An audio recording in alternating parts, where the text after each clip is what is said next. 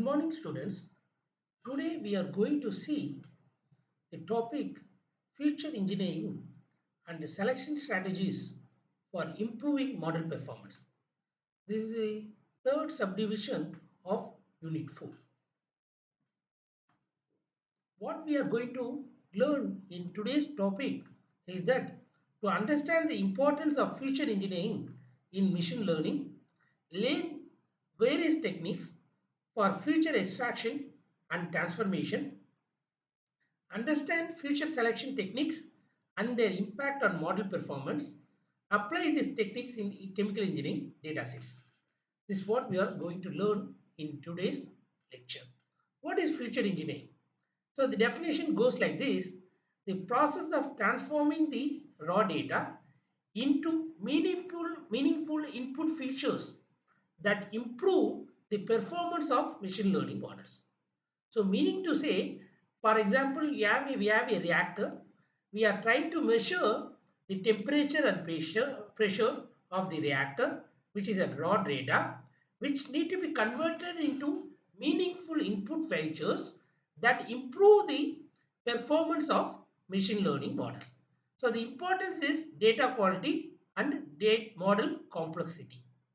The example here they have given here pressure, temperature and pressure to calculate the residence time in a reactor. So this temperature and pressure raw data has been converted into what is called a meaningful input features in a modeling in order to calculate the residence time in a reactor. So what are the types of features of data? Types of features. Okay, one is a numerical data, okay, categorical data, time series, textual. So numerical data from a distillation column sensor, so like temperature and pressure. So the types of features, the raw data can be converted into numerical, categorical, time series or textual types of features. So the definition for feature engineering, okay, so the feature engineering, not feature, is a feature engineering. The process of transforming the raw data into meaningful input features that improve the performance of the machine learning models. So the types of features are numerical features, categorical features, time series features and textual features. The numerical features example temperature and pressure, categorical type of catalyst, let's say you have a catalyst A or catalyst B. Okay, time series convenient over time. So in the time series analysis also we have just tried to measure the temperature and pressure with respect to time. The concentration here they have given a concentration over time. Okay, textual lab notes.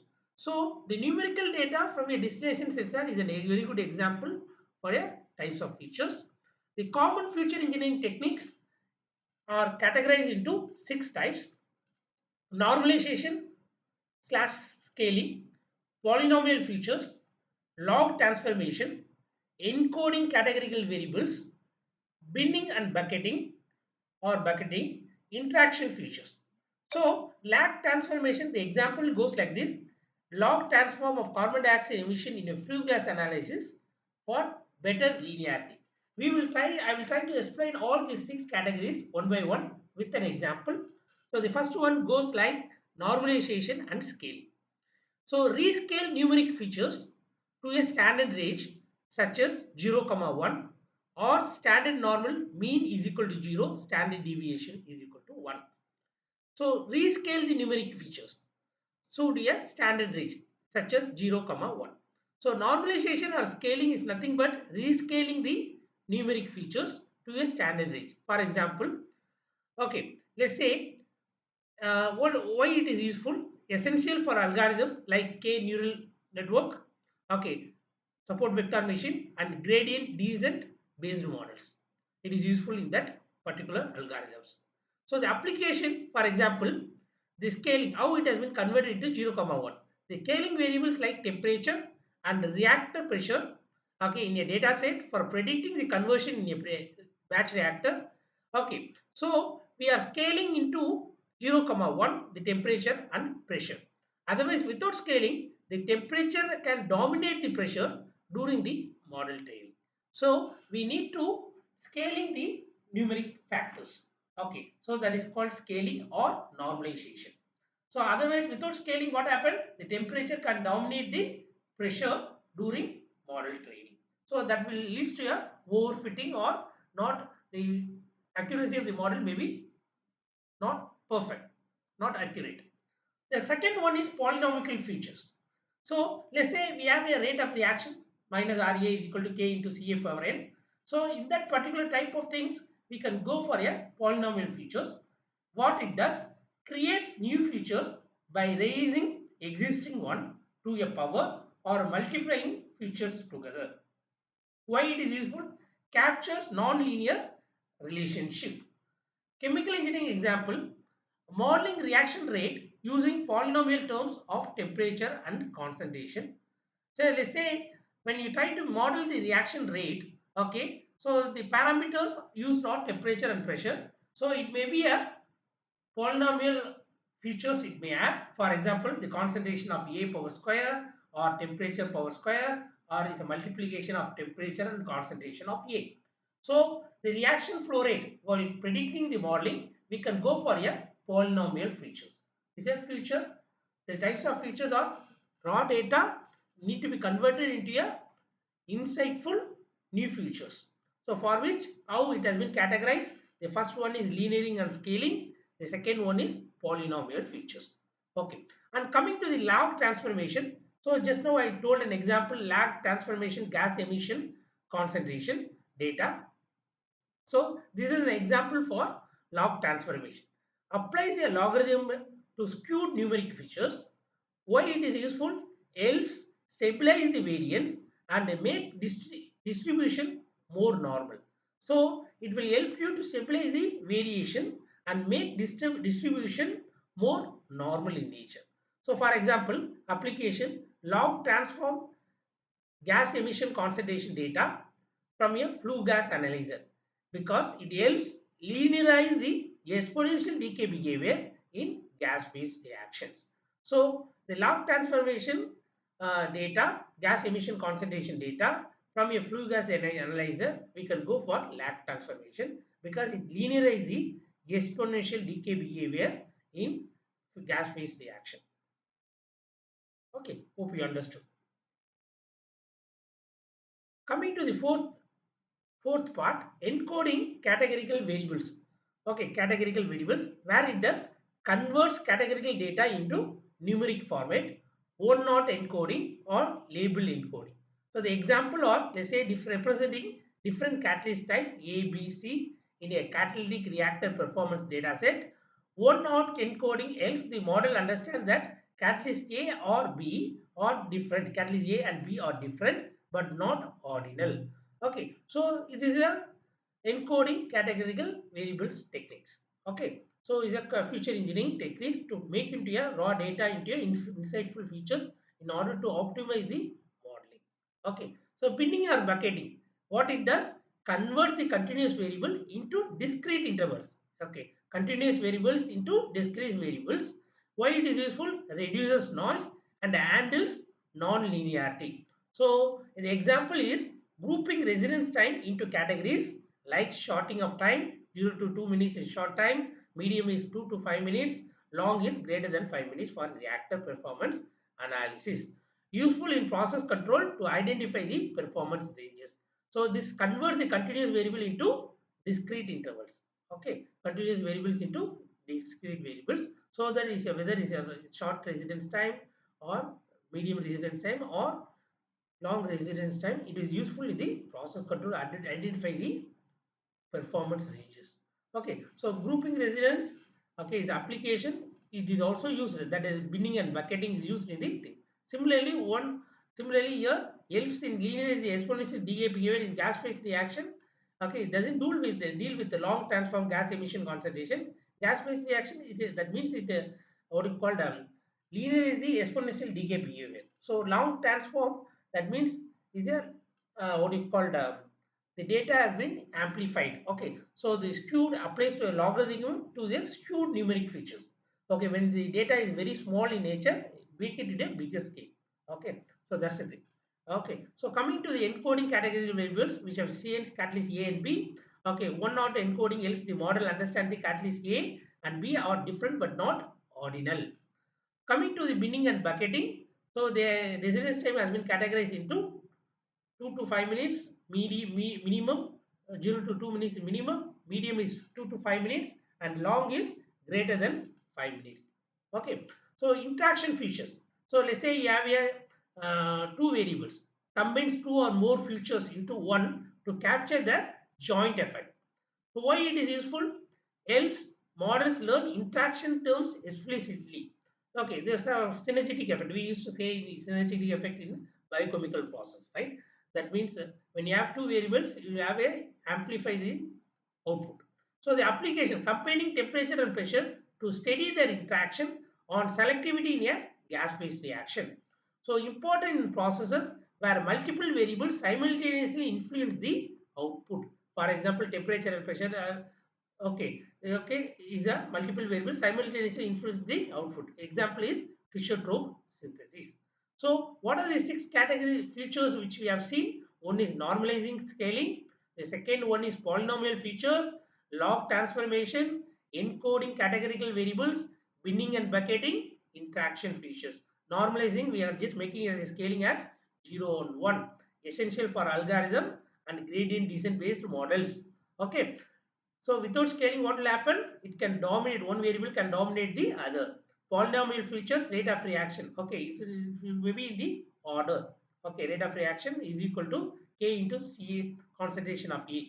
Okay, modeling reaction rate using polynomial terms of temperature and concentration. The screwing data has been made it into a larger scale by using the logarithmic.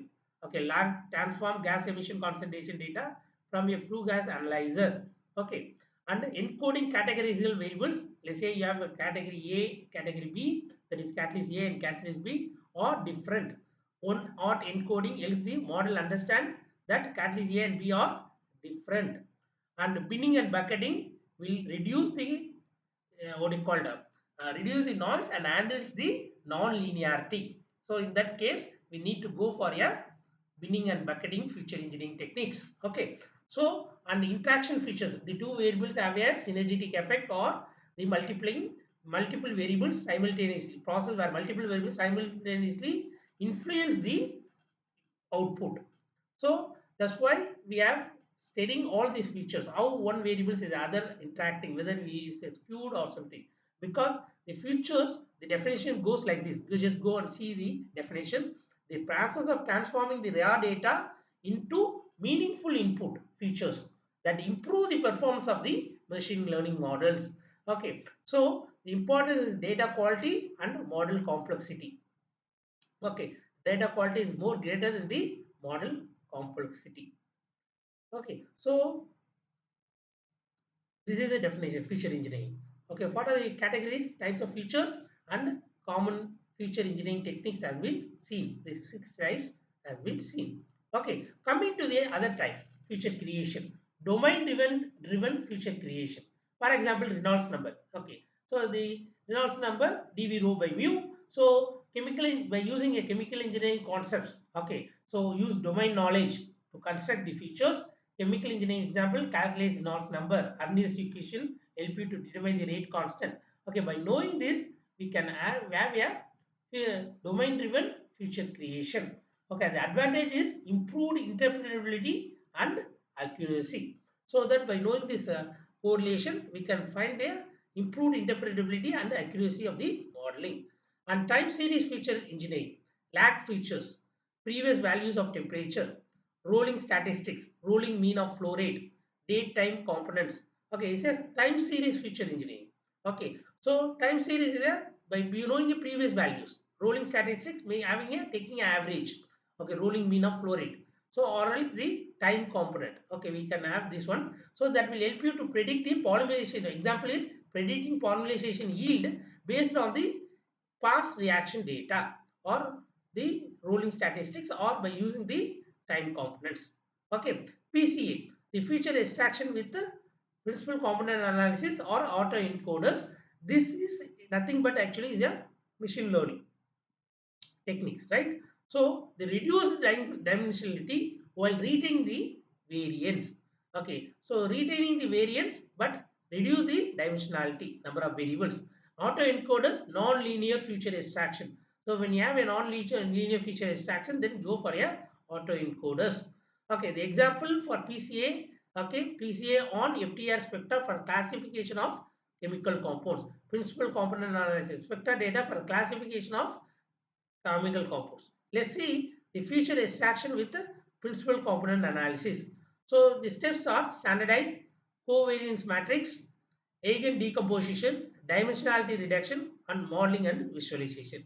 So what is happening in this standardized? Center and scale everywhere, every variable.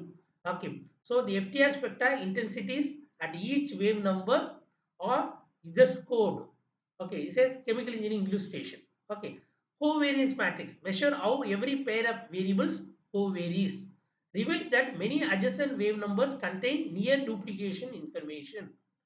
Eigen decomposition compute principal component ranked by splined variance. Principal component 1 often captures overall observance level. Principal component 2 separates carbonyl versus hydroxyl peak. So dimensionality reduction. Keep the first K principal component example 10 that together retain say 95% of total variance. The FTL table shrinks from 2048 to 10 columns while still describing the most chemical variation. So what does it mean actually? So the goal is to project the original variables onto a smaller set of orthogonal axes that preserve as much variance as possible.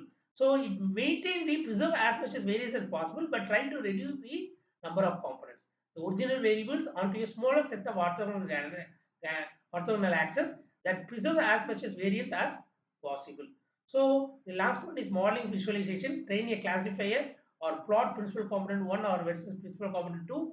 A simple logistic regression model onto the 10 principal component classifies unknown polymers with high accuracy are far less overfitting than while using all 2048 row channels.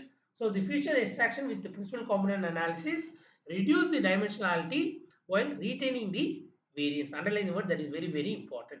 So when we need to go for a autoencoders, learn a non-linear mapping that compresses the input into a low dimensional latent space that reconstruct them. The latent vectors become new features. So for that we have a three subdivision as that of a principal component analysis. Principal component you have five. Here it is three: encoder, decoder, and latent features. So I don't want to read. Please go read this architecture, how it has been divided, that auto encoders, and what is the chemical engineering illustration.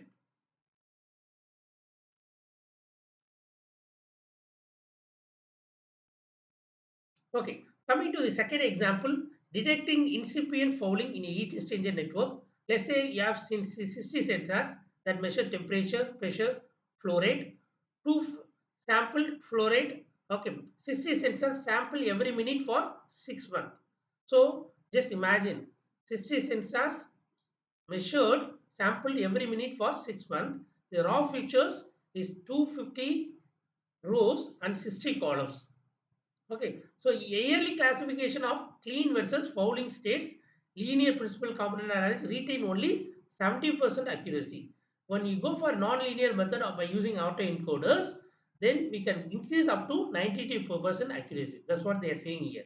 A three-layer autoencoder compresses to a six-node latent space, capturing non-linear correlation.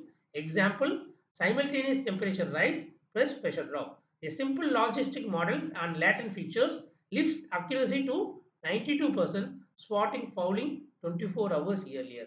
So by using this, rather than going for a, what you call PCA, if you go for autoencoders, that will help you to find out the spotting fouling 24 hours earlier. Okay, and autoencoder benefit.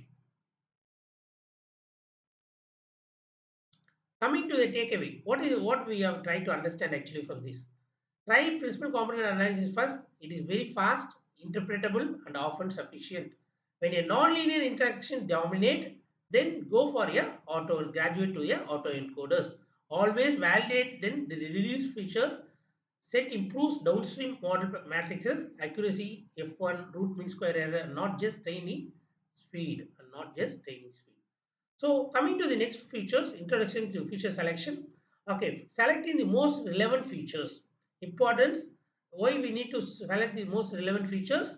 Because it reduces the overfitting, increase the accuracy of the model, improves the training speed. So what is features? Feature selection. What is feature selection? The raw data is being converted into a new input, new insight that will help you to accurately model the model accuracy do the modeling. Okay, so when you see here feature selection methods, there are three selection methods are there: filter methods, wrapper methods, and embedded methods. We'll see one by one. What is filter methods? Okay, correlation matrix. Drop highly correlated variables.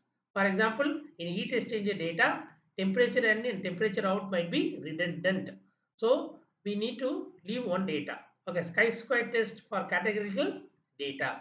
Filter methods. Select features based on the statistical properties without involving any machine learning model. So correlation coefficient measures linear or monotonic relationship. Okay, the problem actually here you see here predicting a product yield in a continuous state tank reactor. So in that case, remove input features that are highly correlated with each other. For example, both inlet flow rate and the inlet velocity. These are both are highly correlated, so return remove that one. Okay, so that is meaning to say remove input features that are highly correlated. So then we that is one method called filter method. The benefit is reduce redundancy and improve the model generability without model training. Okay, that is the advantage of going for filter method. Wrapper method is a recursive feature elimination. Okay, the selection top 5 variables from the reaction condition to predict the yield. Okay, so instead of we have to predict the yield, we may have a lot of variables involved, right? So we just select the top 5 variables. Other variables can be neglected.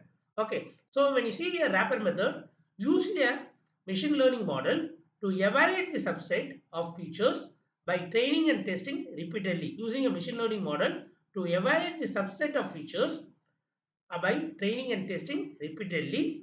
So recursive feature elimination technique is used, train the model and remove the least important feature recursively. Example, classifying fault types in a chemical plant from a sensor data. Application, recursive feature elimination with support vector machine to iteratively remove the unimportant sensors until the classification accuracy drops. So benefit is most relevant combination of features rather than judging each individually. Okay, so the wrapper methods actually is what it trying to say is that find the most relevant combination of features. Okay, out of 5 features, just select the best features rather than judging each individually. That is the wrapper method. Coming to the embedded method, penalize the irrelevant features. Okay, three based feature importance: random forest, XG boost. Example, lasso regression for predicting the effluent COD from the wastewater treatment data. So the embedded methods perform feature selection during the model training process itself. Lasso regression shrinks some coefficient to 0. So forecasting energy consumption in the distillation column using operational data, for example, reflex ratio, feed temperature, number of trays. Okay, train a lasso regression model that automatically sets irrelevant features coefficient to 0. Underline the word irrelevant features. Okay, so the train a lasso regression model that automatically sets the irrelevant features coefficient to 0. Use random forest to rank feature important based on the split frequency and information again. So usually, for example, yield is depend on different variables. So whichever is very important, we will make it as a ranking, right? So that's what they are saying. Use random forest to rank the feature importance, okay, based on the split frequency and the information gain. Benefit, directly integrate the selection into modeling branch modeling, balancing the complexity with performance. So the summary table goes like this. What are the different methods? Okay, filter, wrapper and embedded. What are the advantages and disadvantages? Example in chemical engineering. For filter method is fast, model independent, ignores feature interaction. So let's say you have an interaction, then you can ignore that one. Drop correlated sensor readings. Okay, wrapper. Wrapper means consider interaction, higher accuracy. Okay, that is advantage. Computationally expensive. RFE, recursive. RFE, what I said actually is a recursive feature elimination. Okay, so with the support vector machine for fault detection. embedded, balance performance and selection, depend on the model choice, disadvantage, lasso for energy modeling, recurring features for yield prediction. Okay, so what I am trying to say here, the three types of methods which has been used for feature selection methods. One is a filter method, wrapper method, embedded method. So the example has been given here: correlation, chi-squared, wrapper method, RFE, recursive feature elimination, and the third one is embedded method. So how the data has been taken care. Okay, so in the filter method, both inlet funnel are to avoid multicollinearity, just we are removing the one of each other. Okay, so for example, remove input features that are highly correlated, filter method. The second one, ranking a wrapper method, 5 variables from a reaction condition. Okay, select the top 5 variables. In the embedded method, okay, it has been making into 0. That means set the irrelevant features coefficient to 0. That is the embedded method. Okay, so the pros and cons has been given and summary table has been given. So in a case study of a chemical reactor yield prediction, so the data set, that is the raw data, is temperature, pressure, categories type is catalyst type, residence time. Okay, so how it has been a feature engineering by using a normalized technique, temperature and pressure, compute dump Kohler number. That means what he called by using a knowledge of chemical engineering knowledge. Okay, so how it has been correlated. Okay, and feature selection is recursive feature elimination with the random forest, so that will improve the R square from 0.65 to 0.682 for this case study. So you can also can do this experiment, okay, by using this one. How this modeling is more accurate by converting this raw data into meaningful insight features, and by using the techniques, insight techniques, how it has been used to accurately model the equation. Okay, with this note, I stop it here. I believe that hope you understood the features of um, feature selection. Okay, we will go with the next class. We will last part need to be covered, that I will cover in fourth subdivision of unit 4 in the next class. Hope you understand now what is feature engineering and selection strategy for improving the model performance. So this is how we need to do in order to improve the model performance. What are the variables which need to be considered? What are the variables which are redundant in nature? How the select higher performed values need to be selected, and how what are the variables which need to be given as a zero coefficient, so that in order to embed, okay, embed type modeling, and how to get the knowledge, how to know the how to use the domain knowledge in order to improve the model performance, so that that will reduce the what you call the overfitting, and the accuracy will be improved, okay, by using the raw data into meaningful features that improve the performance of machine learning models. So with this note, I stop it here. Hope you understood.